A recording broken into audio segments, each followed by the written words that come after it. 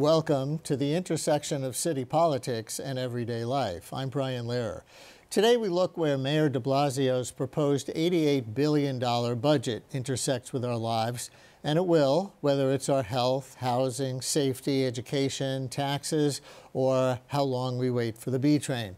The 2019 fiscal year budget that funds the city starting July 1st also reflects our values. For example, one of the provisions some members of the City Council would like to add to the mayor's first draft is called the Fair Fare, which would provide half-fare Metrocards for the 800,000 New Yorkers who fall under the federal poverty line.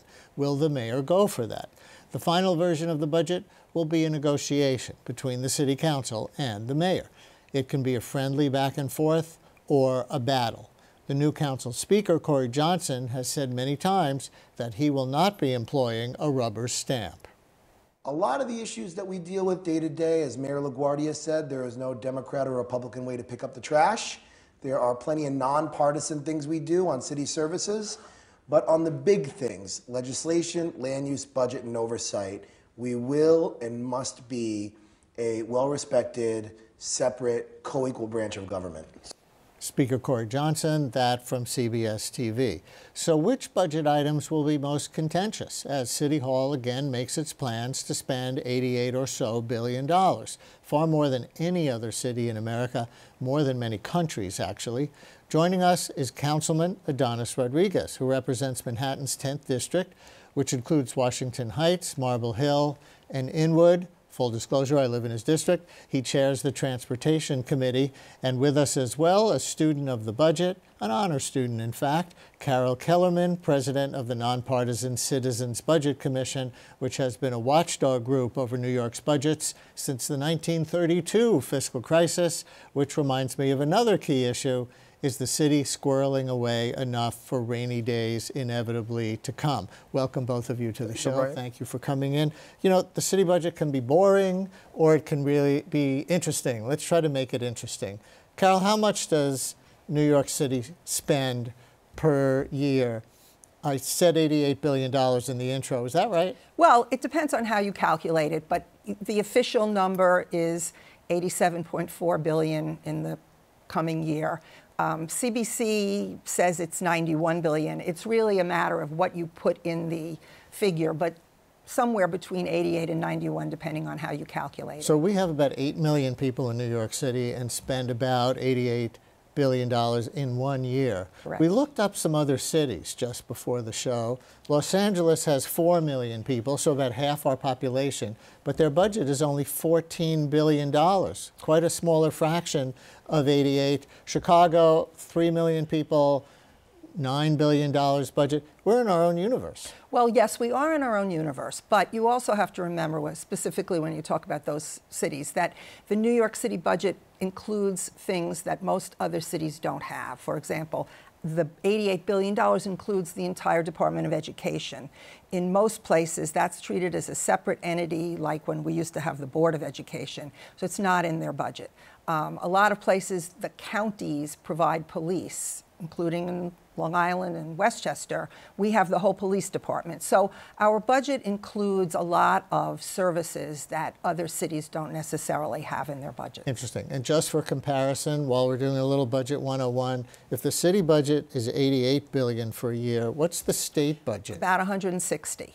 So about 160. Twice as much. It's twice as much. And the state has about twice as many people as the city, right? Well, but remember that most of the state budget is passed through to localities. So most of that money that's in the state budget is either school aid, which gets trickled down to the localities, or Medicaid, which is administered by the localities. If you look at what they call the state operating budget, which is the agencies of the state that administer departments, that's really much less. That's around $20 billion. So it's much smaller than the amount that the city has because they don't have the same amount of service delivery that we do. And the federal government budget, with about 340 million Americans, is over $1 trillion. That's a different show. So, Councilman, every year the mayor and city council negotiate the city budget, as I said in the intro, and every year there are some points of contention. Let's go down some of the big ones in play right now. One is a reduced fare Metrocard for low-income New Yorkers, a city council proposal. How would that work? Well, as you say, it's going to be a friendly back and forth. We've been in this moment before when the council said we should increase the funding to the NYPD. The mayor said no. I said it might be a friendly back and forth, or it might be a battle. I do believe it's going to be a friendly back and forth because, again, we have been in that place before where the mayor has said we don't have to increase funding to the NYPD. The council said yes. At the end of the day, we voted a budget to increase funding. Right. We also for more police. For more police. In that year. Exactly. Right to council. The mayor said no from the beginning, and then we were able to go in a friendly back and forth. Right. Is that for everybody in housing court? In housing court. A right to counsel. Exactly. City will fund a lawyer if tenants need it. So that was one of those initiatives that the council initiated. And today with the fair, I hope that the $200 million that the council with the leadership with Speaker Johnson, including the response to the mayor, will be something that at the end of the day the mayor should know. That this is not only about the council, this is about an advocate group, this is about other municipalities in this nation also that they're saying we should look at those New Yorkers who live on the poverty lines, have a plan together to provide a major discount on transportation. So I hope that at the end of the day the mayor will come and agree to work with us. If not, the council will go to the last line defending this particular item that is very important to Speaker Johnson and to all of us. So about 800,000 New Yorkers who live below the poverty line, half fare Metrocards, costing the other New Yorkers about $200 million, you say, for the year. I'll assume the math works out. How do you propose to pay for it? Well, first of all, we need to negotiate in the budget who and how that initiative will work. We already have some mechanism in place. We can start looking at those New Yorkers that they rely on public assistance and increase, because that particular group, they also they live on the poverty line. We also have those students going to community college that it would take like $30 million to provide a major discount transportation to those students going to community college. So we have those sectors, we have the universe, and I believe through the Office of Public Human Resources and others, we should be able to put that mechanism in place. And so that's your human pitch, not just your budget pitch, right? If people on public assistance can afford to get to work, because there's a half fare Metrocard, some of them are going to get off public assistance. Well, I went to City College in the 1980s, and many times I walked from 124 Sherman Avenue in Inwood to City College, not because at that time I thought that it was healthy for me to walk, but just because I did not have the money. So I know that I lived that situation, representing neighborhood in Northern Manhattan, where the average median income is $36,000. We had those groups. The budget director said 2 years ago that close to it's for like 44 New Yorkers live on poverty in our city.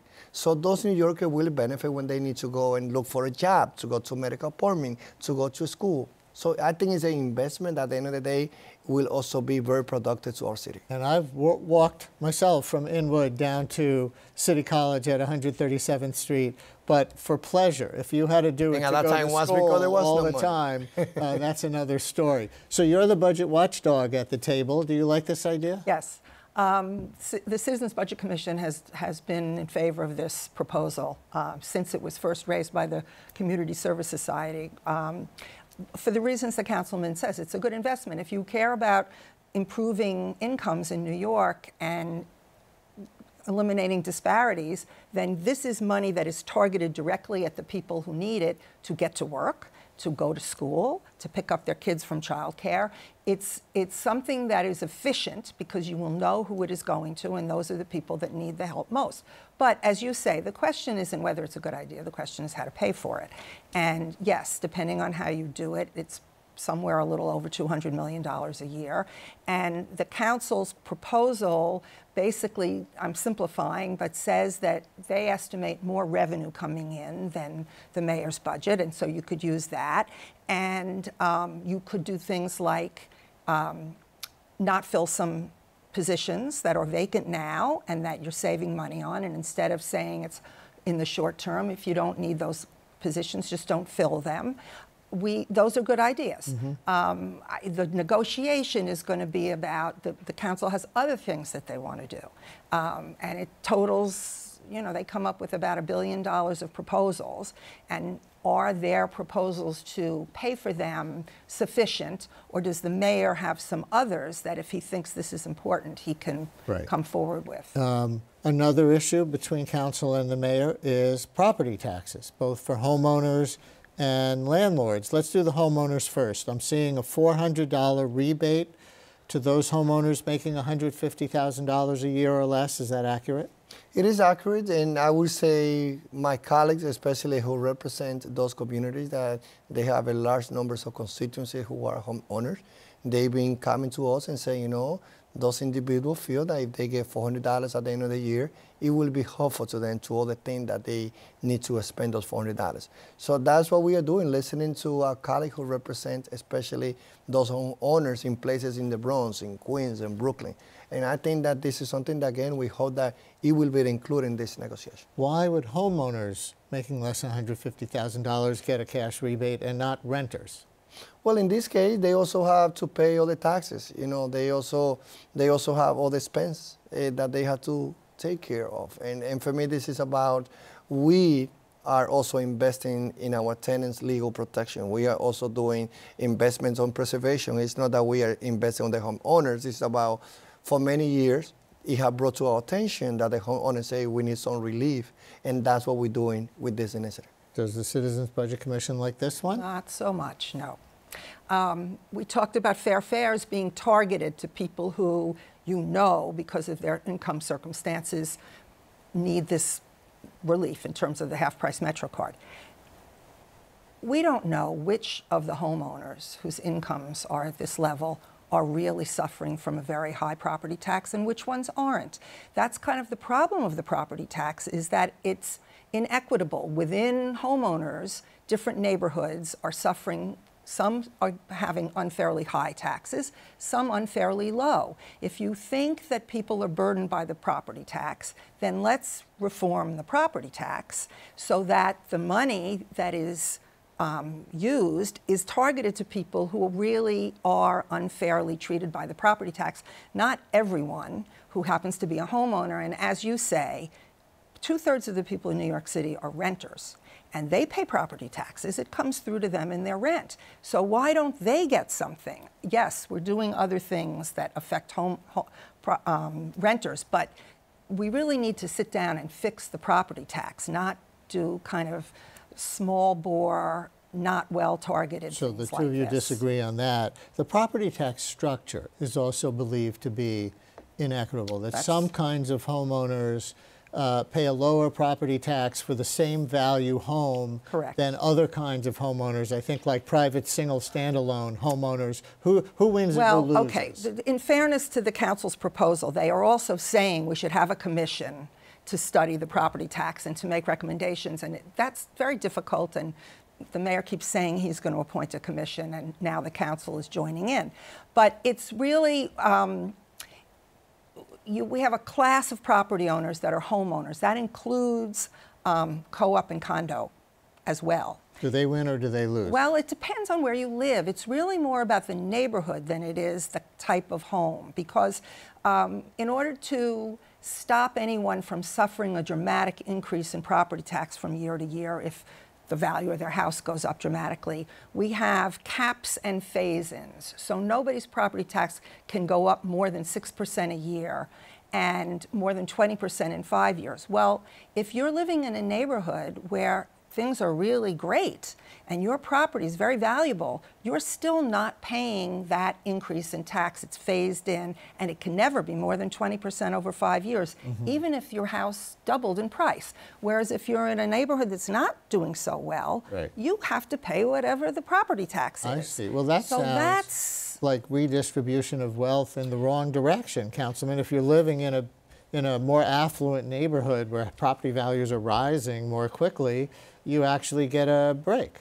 And the middle class is the one who suffers, who is in the middle in that situation. That's why we, the council, are calling to call the commission to explore different areas of how we can reform our property taxes. So what I'm saying is that giving everyone $400, regardless of whether this impacts them or not, and only to homeowners, isn't really addressing a problem that we all know is there that we really need to address. And to protect small business owners, a property tax surcharge for certain landlords is in your budget?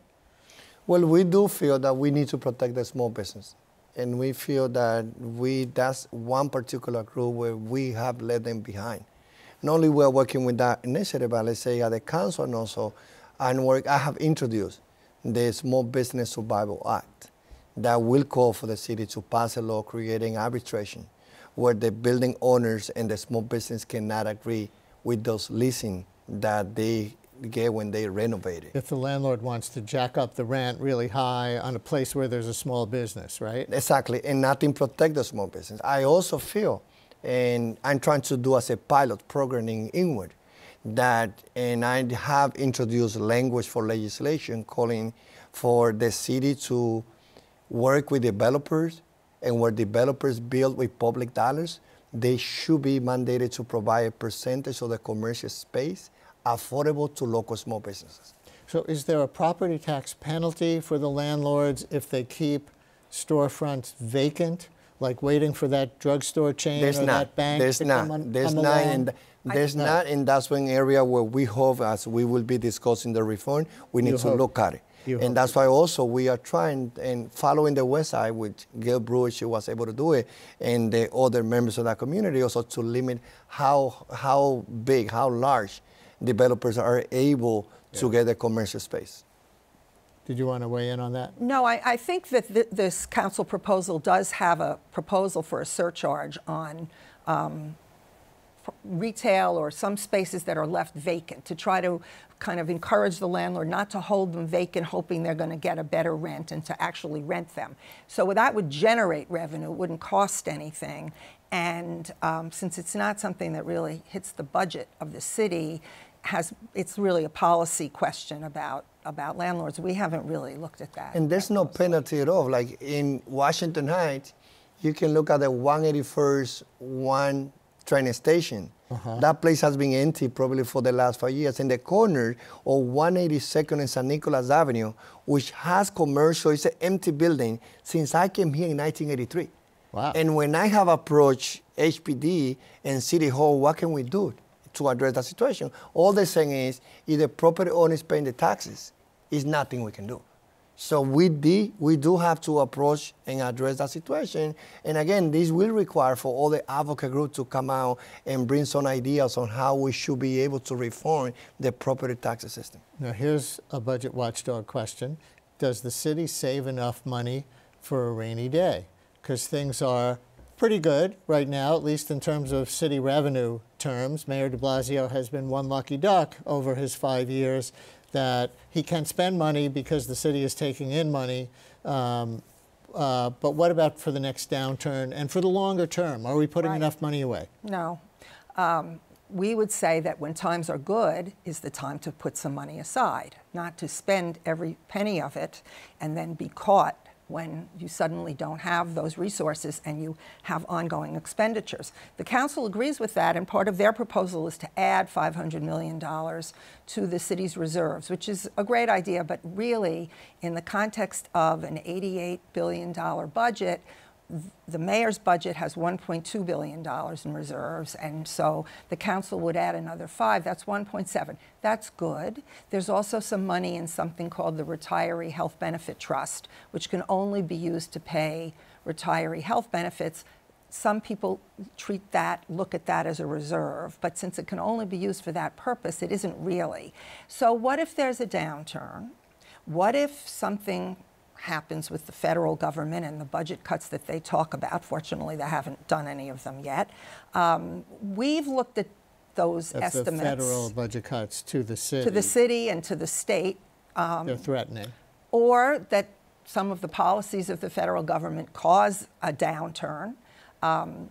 You know, we would say we're not really prepared for that. If you look at what's happened, we did a study where we took the last 3 recessions and how much the city's economy went down and what the shortfall would be. And we just took the average of those three and we said we would need somewhere between 6 best case scenario and 15 worst case scenario extra $1 billion for the 4-year period of a financial plan. We don't have anywhere near that. So, Councilman, the council's budget, as I understand it, proposes to spend more, like on the half-fare Metrocards and more for NYCHA and some other things, and also to save more, that $500 million extra that Carol was just talking about. So you're going to spend more and you're going to put more away. My 11th grade math teacher would be furrowing her brow right now and say, there's no equation here. Where are you going to get the extra money? Well, we save money. In our proposal, we also call for city agency to save money. Spend less. In those positions, and not only spend less, but as Carol said before, there's many agencies that they have a job opening position for years, and they have not fulfilled this position. What we are saying, those commissioners, they need to go back to this agency and stop advertising those positions if they are not going to be hiring those individuals. So I think that the council, I can say that I joined the council at a moment where I can say that we have been the most progressive body in the nation. However, we also have been responsible when it comes to saving. This is not just the first time that we every year doing our part to say we need to put the $300 million. We need to add this year $500 million. So we've been very consistent because even though the charter, again, as the way it is structured, let the council to have the last word on approving the budget. The mayor is the one that provides the letter with the revenue, right. And we believe it is our responsibility to save for worse moments in the future. So the revenue, are you going to have to raise taxes in order to do this more spending and more saving? No, with the revenue, what we are doing, again, what we are doing in our plan is also calling for the agencies to save money from all those positions that for years they're already been and having the money to hire, but they are not doing the job. I say that's one of those areas where we are also going back to the mayor and say, save money in those agencies. Are you predicting a tax hike if the council's budget passes? No. The council does project $750 million a year more in revenue, and they would use 500 of that for this. A more optimistic prediction it's than more the optimistic. mayor. That's what I was going to say. It's more optimistic than the mayor, and realistic? I'm worried about it. It comes from personal income taxes, and yes, the economy is doing well, but we don't know what's going to happen, and some people are worried about the implications of the federal tax law. Some people think that's going to make people more successful and they'll pay more.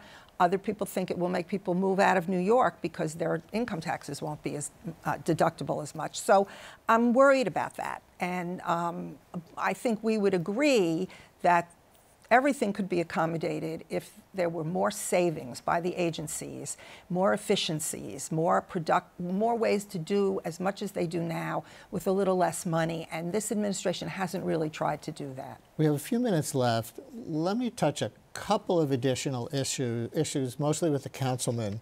Mayor de Blasio wants to do something about rats in New York City, which so many New Yorkers say is actually one of the biggest problems, though it doesn't get talked about in the media all that much.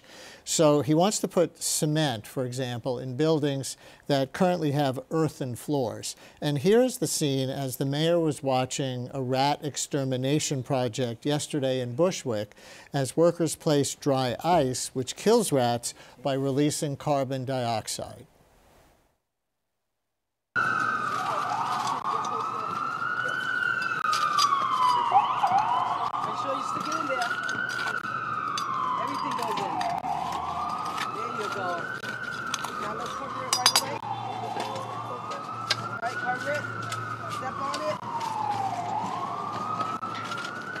Does it just like they feel it all over the burrow? Or? Whatever's underneath the burrow system, the dry ice will evaporate, and that's how it spreads out, and they'll inhale the carbon dioxide. They inhale it. Correct. They die 2 to 3 minutes. Really? Yes. Look, we got one right here. Uh-oh. That's a live rat. The story of our time, the rat got away. Councilman, is this an important initiative? It is, and it is so unfortunately that many New Yorkers have been living with that situation for so many decades. that, you know, when we talk about the city, the two-tailed city, this is our reality. This is what we live. If you walk today in Terrier Street between Sherman and Broadway, and there's the garbage bagged outside, this is why young people, senior citizens are dealing with that situation every day. If you walk in Sherman Avenue, in those areas, that's our reality every day. So what it became new for certain individuals that they had never been exposed to that reality. That's how underserved New Yorkers have to be dealing every day. And I think that we need to do whatever we can, because this is about a health issue. Is it a fight that can be won? Can be won, but we have to have an approach understanding that asthma and obesity is killing especially many children in the South Bronx, in the Washington Heights, dealing with asthma and obesity, because we have let that situation to become a crisis. It didn't happen overnight. That has happened because in many buildings, landlord has not been accountable to have a better plan on how to to recycle and be able to work with the Department of Sanitation. Whatever measure we can take to address the situation is so critical, especially for children that are growing in neighborhood dealing with asthma and obesity. Have you ever costed this one out, how much it would take to really get the rats in a major way? No. It is clearly an important citywide problem. We did a resident satisfaction survey last year, and rat control was one of the top areas that all residents all around the city complained about. And some politics in this election year for Governor Cuomo. Before we run out of time, just breaking today, two things. Cuomo announced that he will pardon every New Yorker who's on parole. That means New Yorkers have already served their time, whatever prison time, then they get put on parole for a period of time, as you know. He's going to pardon all those people, 35,000 people, according to the Times, so they can get their voting rights back right away. This is something criminal justice advocates have long wanted, but also comes just as the governor is running for re-election. He hopes they'll vote for him. What do you make of it? Do you support it? That's important. I think that as a city, we should be leading the effort to increase voter participation.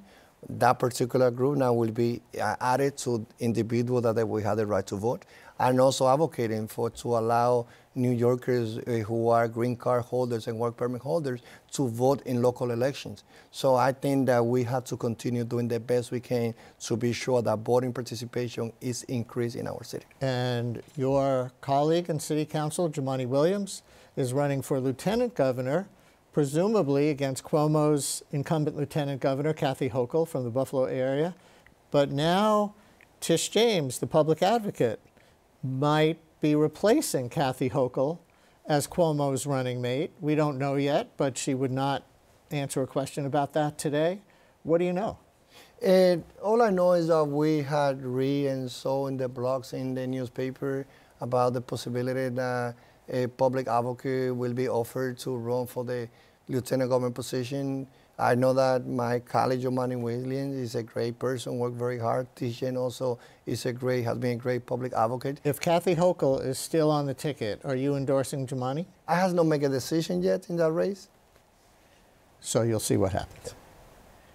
We will see what happens with budgeting, with state politics, as with all of life. I thank Carol Kellerman from the Citizens Budget Commission and Councilman Ydanis Rodriguez. Thank you, Brian. Both. And that's our program for today. We're here each week, midweek at this hour, at the tangled intersection of city politics and everyday life. Also, give me a listen on public radio, weekdays from 10 a.m. to noon on WNYC, 93.9 FM and AM 820. Tomorrow, we'll talk more about Governor Cuomo's plan to pardon 35,000 New Yorkers on parole so they can vote again right away. Coincidence that he's running for re-election? I'm Brian Lehrer. Thanks for watching.